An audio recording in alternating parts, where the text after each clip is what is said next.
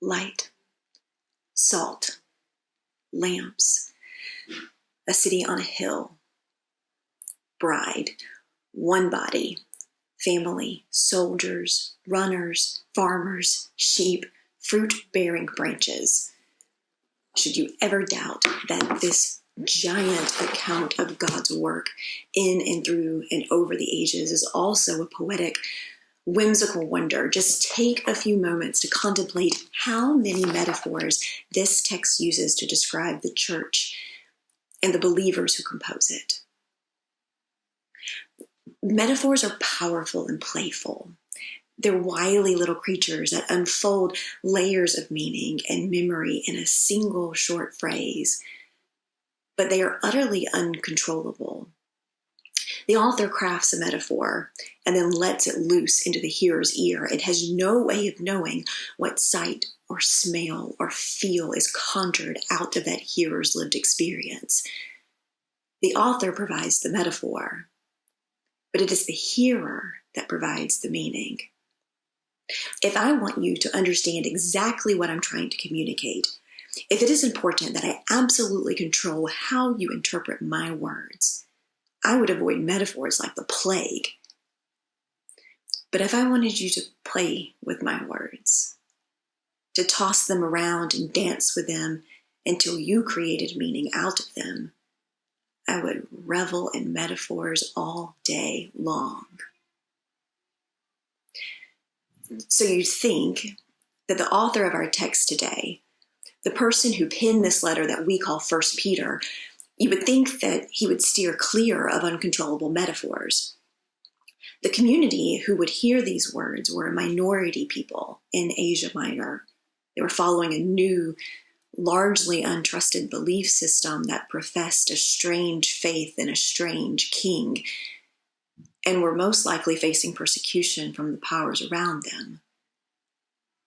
The letter describes them as a diaspora people physically separated from their center, a people desperate for answers and explanations and thirsty for a controlled, metered wisdom that made sense of their world and provided clear instructions for moving forward.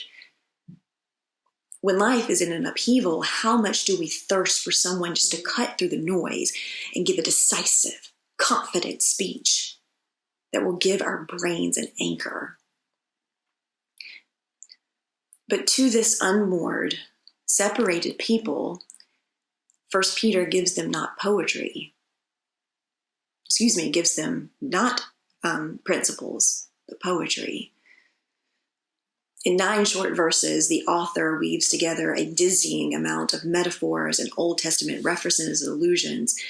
He strings them together, each one a brushstroke of color and texture, until we have a vague expression of what the church is and what it is called to be, rather than a precise treatise on its properties.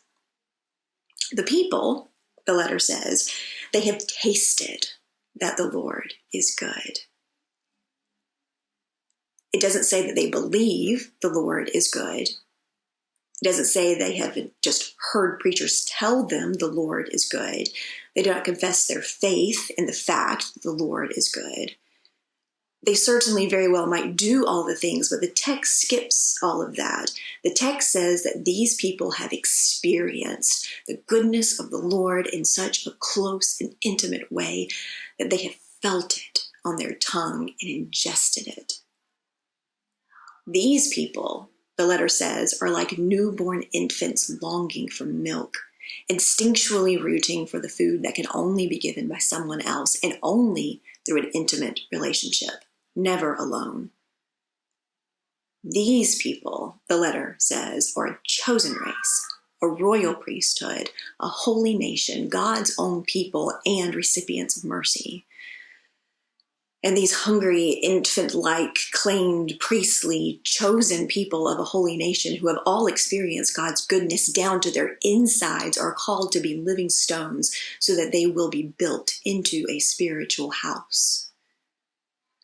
The recipients of this letter don't walk away with a clear set of principles or command for how they, as parts of a whole, should be or do or structure their community.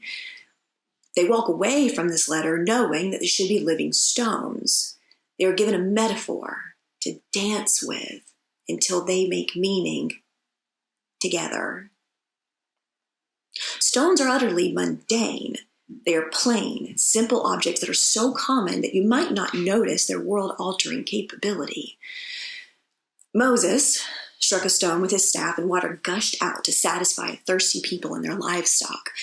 And later, Moses would give the 10 Commandments, carved into 2 stones. Jacob chose a stone to serve as a pillow, fell into a deep sleep and dreamed of angels ascending and descending from heaven, while God spoke of promises and descendants and covenants.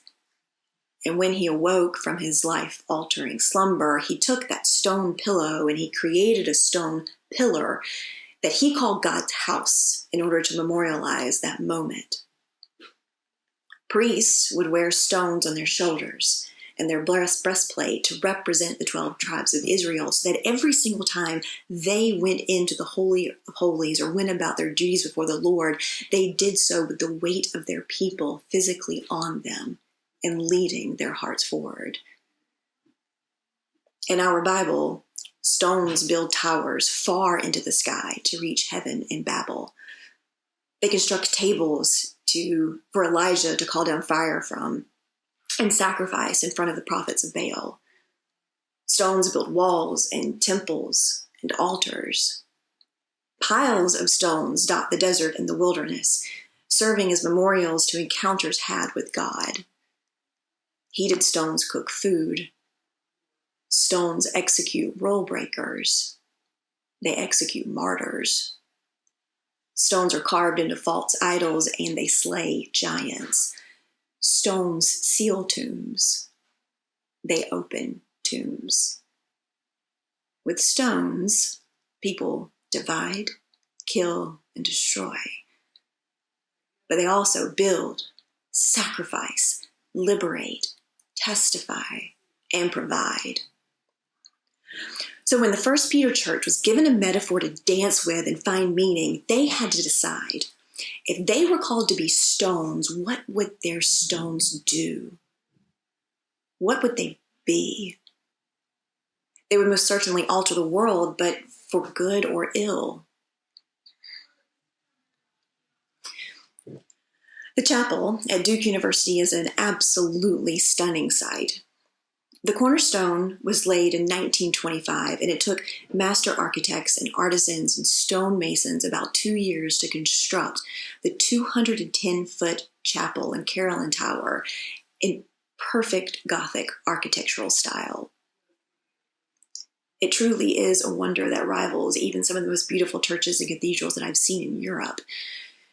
Now, most of the stone used to build the chapel was brought from a quarry 12 miles away in North Carolina, but the trimmings, the lectern, pulpit, balustrade, and some of the ceiling vaults were carved from stone from a single quarry in Indiana. And the walls and the nave of the vaults were made of a stone tile. The result is an enormous stone structure with soaring ceilings decorated with intricate details in the vaults, supported by stone walls punctuated every few feet with an expertly carved design, and stone supports for the jaw-dropping stained glass windows.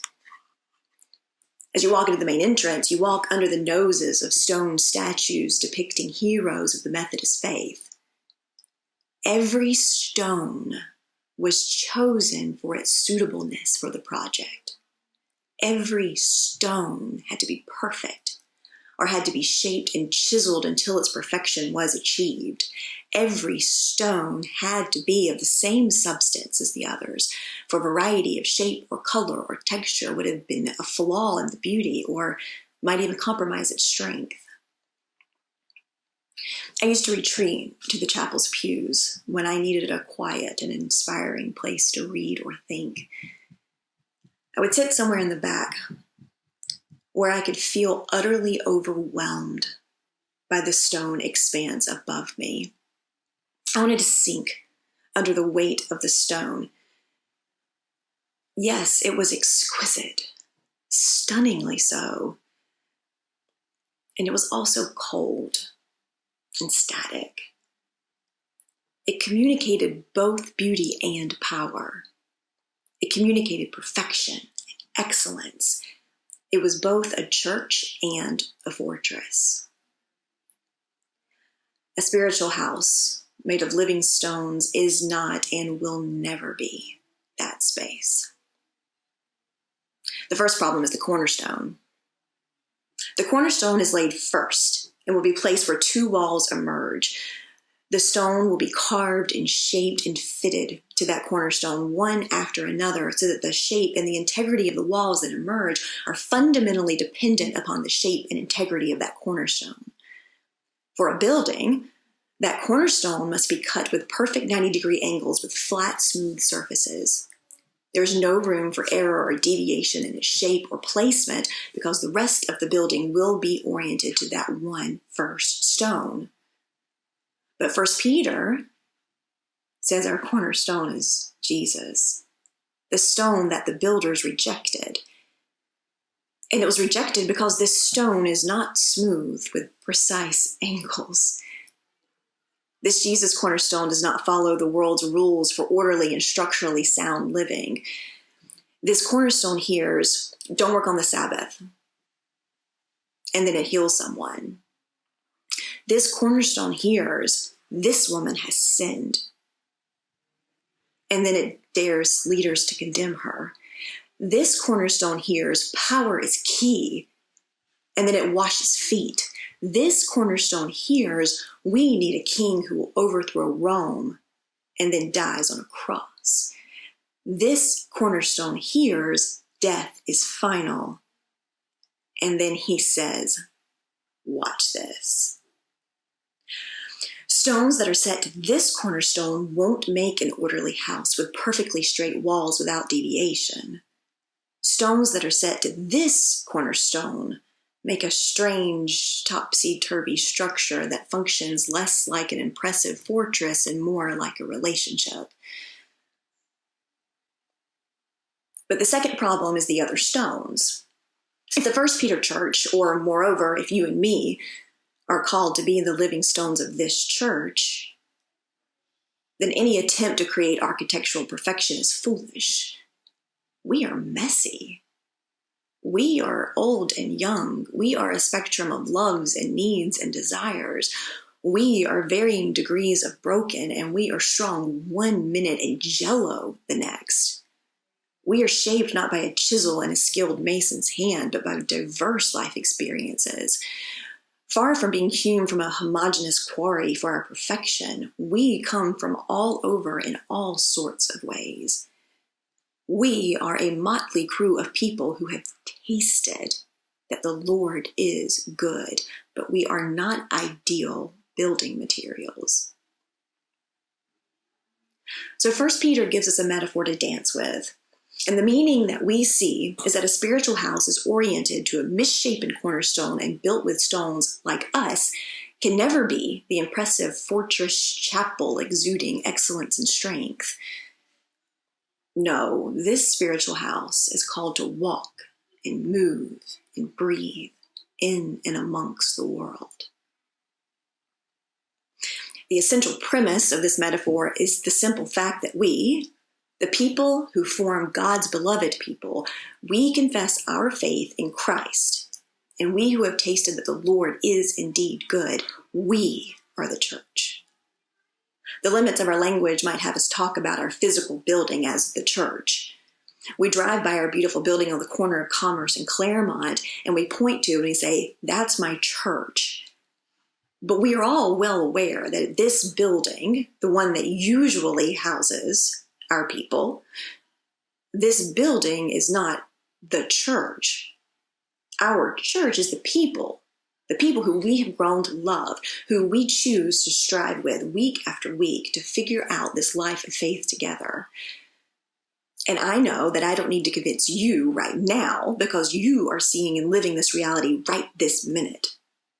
Right this minute, you are gathering with your church.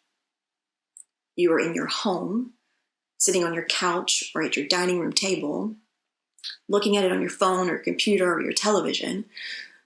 You are far away from the wooden pews in sanctuary or the overhead Christmas lights strung up in Fresh Start, but you have no doubt of the fact that you are still very much the church. Our church has been moving its little misshapen stones all over the city these last few months, tirelessly taking care of our families, reaching out to loved ones who are facing isolation, gathering all sorts of technological platforms to pray with each other and to continue to meet and study and support. You've been writing letters of comfort and encouragement. You've been supporting our assistance ministries, which are now needed now more than ever. You were sewing masks, delivering food, and many of us are still bravely completing essential jobs that we are required to do. Our church has not been in our building for 2 months, and yet our church, the living stones that continue to be built into a spiritual house, are trying to sow little seeds of God's kingdom far and wide. So the essential premise that we are the church and not the building that graces our logo and our imaginations, that's simple enough. But yet we, like the First Peter church, we are still called to make meaning together of this strange metaphor. The text says that we should let ourselves be built into the spiritual house. It does not say you are built into a spiritual house. Done. The creation is complete, so enjoy its beauty. No. The text says, let ourselves be built into a spiritual house, offering acceptable spiritual sacrifices. Friends, we are never done building this thing called church. Our stones will never stop being shaped and reshaped to fit our cornerstone. Our task of becoming a spiritual church will never be checked off as finished. So let me remind us, stones can divide, they can kill, they can destroy, but stones can also build and provide and liberate and sacrifice and testify. And so can our stones. We, you and I, sitting in our homes right this minute, are living stones oriented to our cornerstone of Jesus Christ. And our stones are being built week after week, over and over again into God's church. Our stones, the spiritual house that we create together. What sort of church will they build? I wonder, what sort of spiritual house would our motley crew of misshapen and wildly flawed stones be built into if, together, we allow ourselves to be oriented to a cornerstone that coaxes its building to be built towards justice and radical love and world-altering mercy? What will our stones create together?